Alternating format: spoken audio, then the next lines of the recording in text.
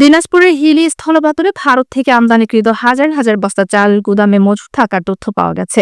একই সাথে বাজারে চালের দাম ক্রমেই বাড়ছে, যা সাধারণ ক্রেতাদের মধ্যে ব্যাপক উদ্বেগ সৃষ্টি করেছে। মকসুদুল মমিন মোয়াজ্জেমের তথ্যচিত্রে বিস্তারিত প্রতিবেদনে।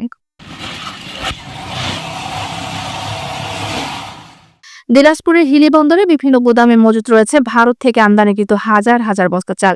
সরেজমিনে ঘুরে দেখা গেছে এসব চাল গত 15 এপ্রিলের মধ্যে আমদানি করা হলেও এখনো বাজারে ছাড়া হয়নি। খুচরা বাজারে সরু ও মাঝারি সব ধরনের চালের দাম কেজিতে বেড়েছে 6 থেকে 10 টাকা পর্যন্ত। সম্পা কাটারি চাল 65 থেকে 76 টাকা, মিনিকেট 64 থেকে 70 টাকা, ভারতীয় স্বর্ণা 5 48 থেকে 56 টাকা।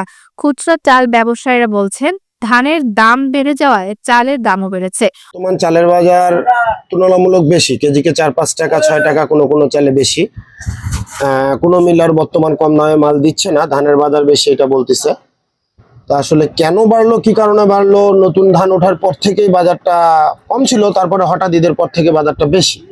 অন্যদিকে আমদানিকারকরা বলছেন কম দামে আমদানি করেও বাজারে দাম না পেয়ে চাল মজুত রেখেছিলেন, এখন দাম বেড়েছে তাই বিক্রি করছেন। চাল স্টকে নাই, কোনো চাউলে নেই।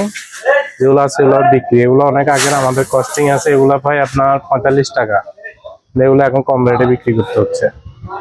বর্তমানে কোনো স্টকে আমাদের মাল নাই। আমাদের এগুলো 45 টাকা যেগুলো ছিল সেগুলো এখন 42 টাকা বিক্রি করা লাগতেছে।